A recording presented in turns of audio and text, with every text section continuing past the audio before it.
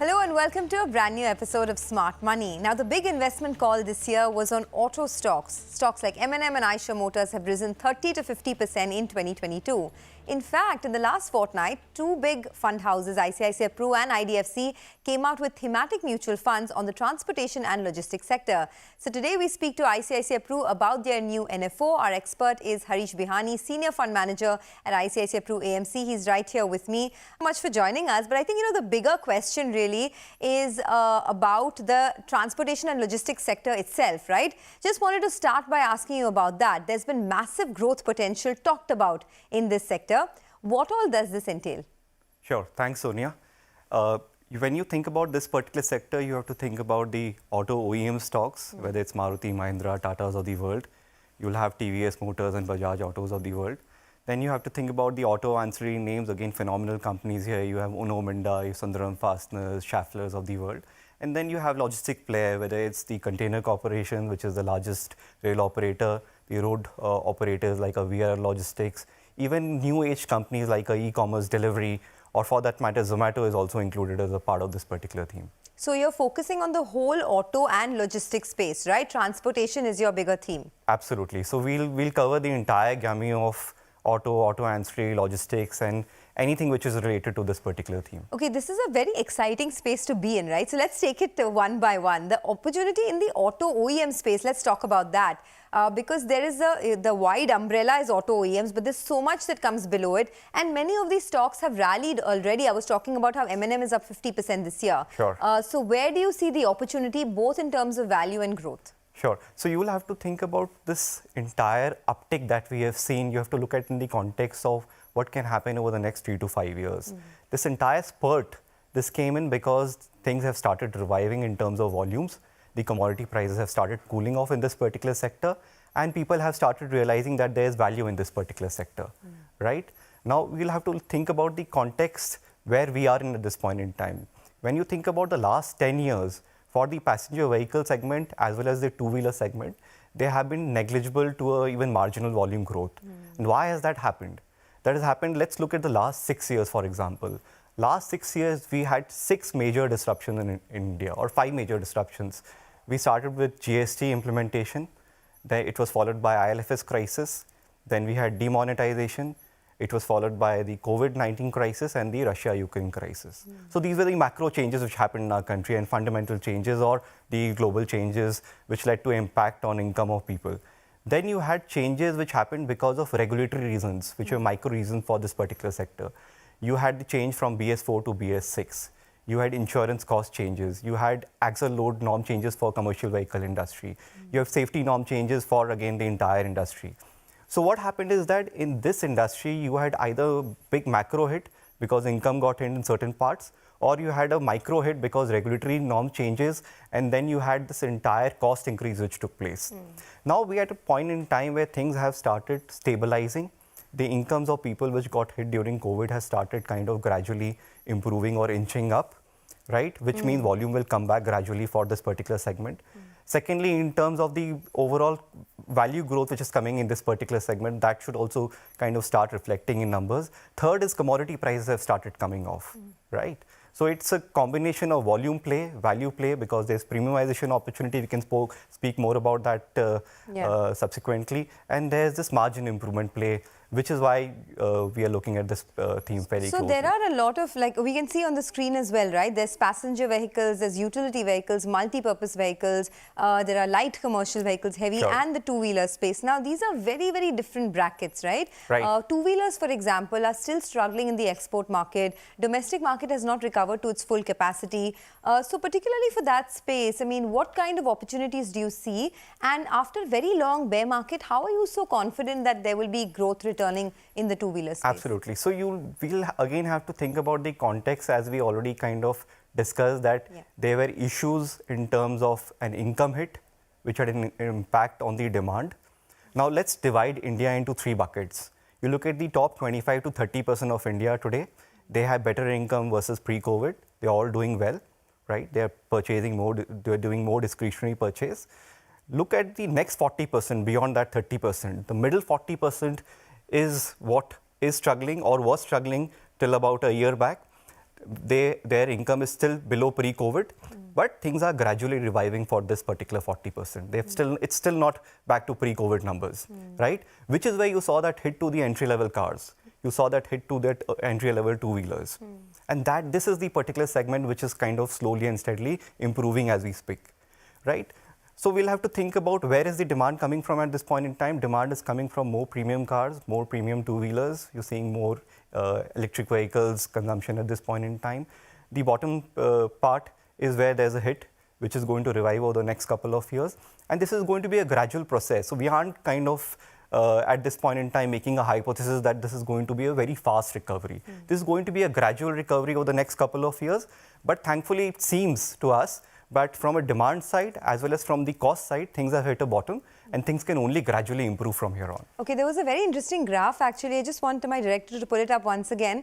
The number of cars per 1,000 people in India, Correct. right, compared to what we see across the world. Correct. So there are just 24 cars in India per 1,000 people compared to say US having 340 cars and Italy at 650. Now this is not apples to apples comparison because Correct. the per capita GDP is very different for developed countries, and for our own country, you know, we have issues like infrastructure issues, road problems, etc. So I just want to talk about, is that a very simplistic argument that we are on a structural uptrend only because the penetration is so low? And what kind of sustainable growth do you see? Sure. Sonia, you'll have to think about, you know, there's a lot of noise in the equity markets, there's a lot of global volatility, and we all get bogged down by near-term stuff. But think about India. India is a $3.5 trillion ballpark, $3.5 trillion economy. We'll move to a $10 trillion economy in the next 12 to 15 years, right? We can debate it'll happen in 12 years, you will tell me 15 years, somebody will tell me a different time frame. So if that happens, the per capita income on average for a large part of the population will start inching up to closer to 2,000 and higher. It's already happened in certain parts of India, in certain states like Maharashtra, Gujarat, Karnataka, where you're seeing that the overall consumption is far higher. Once it happens across India, that is where you will start seeing this entire penetration which you spoke about in terms of the per person overall consumption at this point in time is far, far lower, both in terms of two-wheeler as well as passenger vehicle. This will start kind of inching up. So this is a big opportunity. We as a country are going to move up to a much higher number.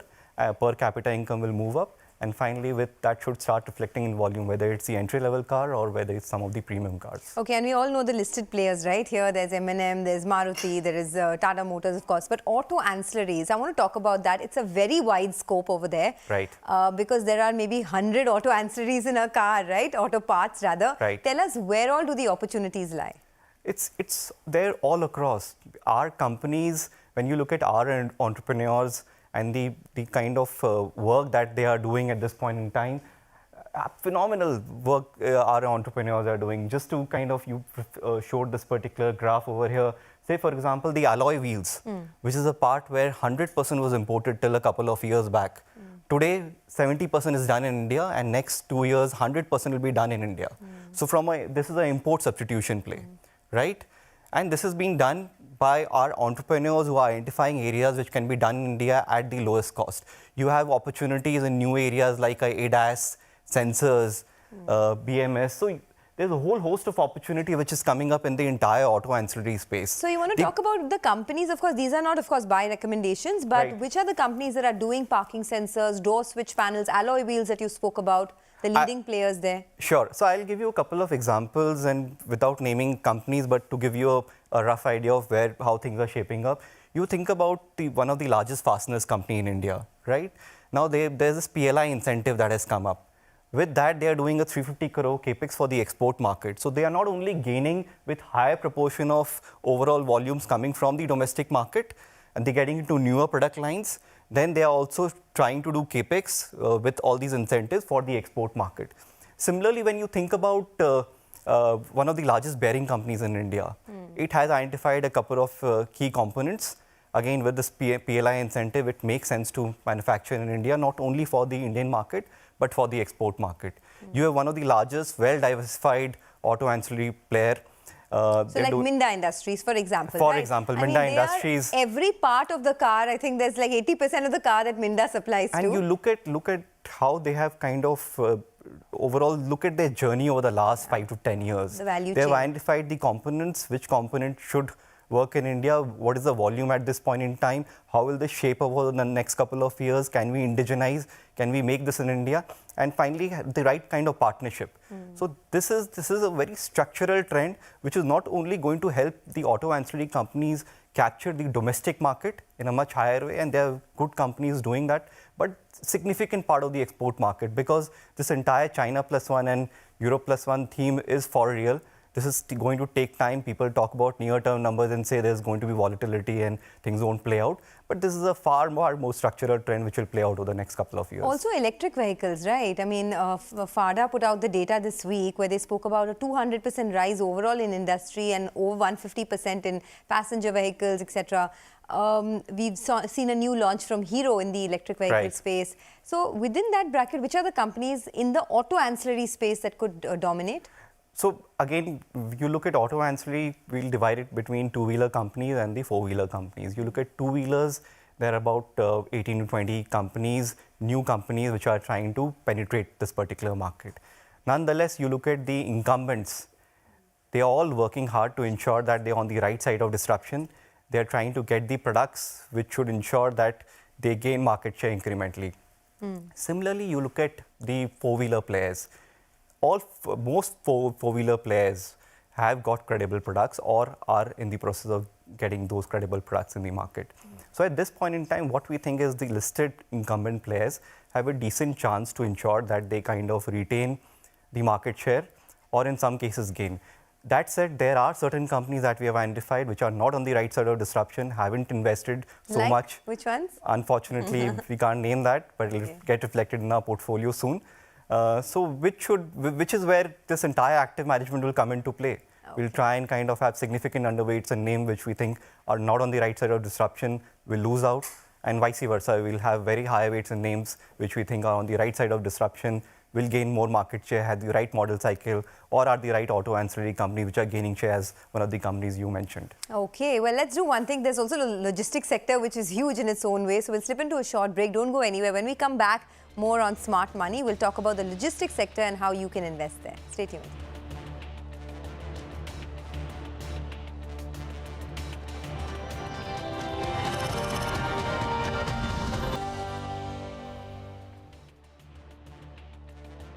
Welcome back to Smart Money on CNBC TV18. We're talking about the big opportunity in the auto, transportation and logistics sector. Before the break, we were speaking to Harish Bihani of ICICI Pru about the big trends in the auto sector. And now let's talk about logistics, because a lot is being done by the government as well to push this sector. So tell us, what are the key trends here? I think we'll have to kind of think about the big picture first over here in terms of what the government is trying to do.